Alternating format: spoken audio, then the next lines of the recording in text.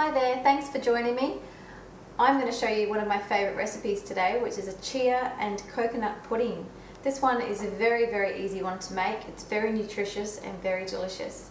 It only requires a mixing bowl and a spoon, and of course your ingredients. So let's have a look at the ingredients before we get going. We of course are using chia seeds. They look a little bit like sesame seeds, perhaps you've seen them around. They come in the two colours, which is the light, such as the ones I have here, or they come in black. There's no nutritional difference between the two. It really comes down to the look of your recipe that you're after. So chia seeds are a fantastic one to include into your diet, as they are a great source of omega-3s. They contain great amounts of calcium as well as other minerals such as zinc.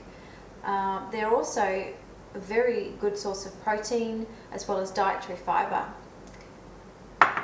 We're also going to use raspberries, of course. Now you can use fresh or frozen raspberries. These have been defrosted, so if you're going to use frozen, just let them defrost for a little bit first.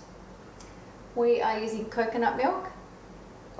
You can use fresh coconut milk, or you can use a canned coconut milk, that's fine.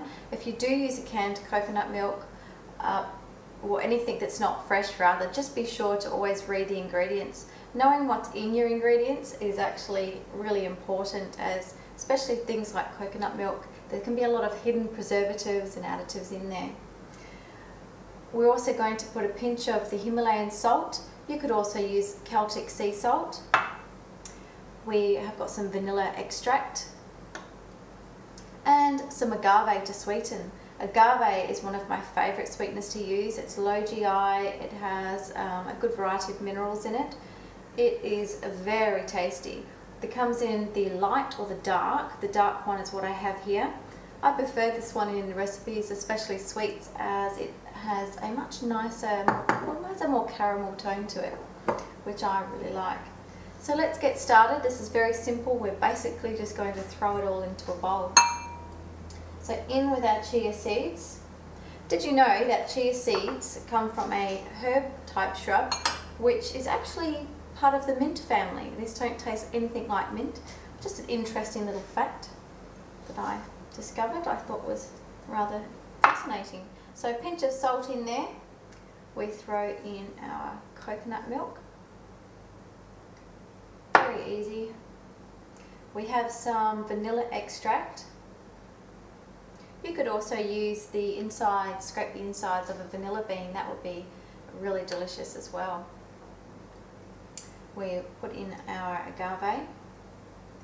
If you can't get hold of agave, there are two other sweeteners that I would recommend for this recipe that would be very delicious, and that would be the pure maple syrup. Also, coconut palm sugar has a really nice caramel tone. There's also a really great alternative to using cane sugars, processed sugars. Right, so that's basically it. So we give it a little stir, of course. Now, should you go ahead and make this recipe, you'll probably get to the stage and go, well, it looks a bit like sesame seeds floating around in coconut milk, but rest assured, when you leave this to sit for about an hour, what happens with the chia seeds is they gel up. And so you'll end up with something that looks a little bit like tapioca or sago pudding, if you've ever had that before. So just give that a little stir, and if you can, just come back and stir it a couple of times within that hour. This is a great one to eat for breakfast. You can top it with other fruits. Other than raspberries, you could use banana or any berries you like.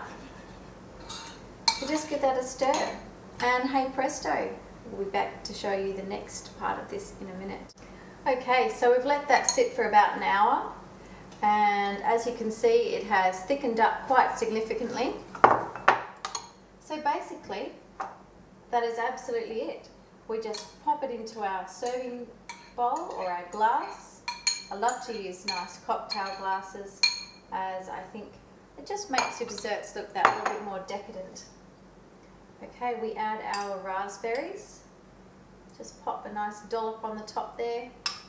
You could mix the raspberries through, you'd have a nice bright coloured dessert. That would also work really well. And that's absolutely it. As you can see, that looks quite impressive, and it's really yummy. So if you like if you'd like a copy of this recipe, feel free to go to my website at foodinthenude.com.au and head to the In the Kitchen link, and there you'll find this recipe along with some others that you can download for free. Thanks for joining me. I'll see you next time.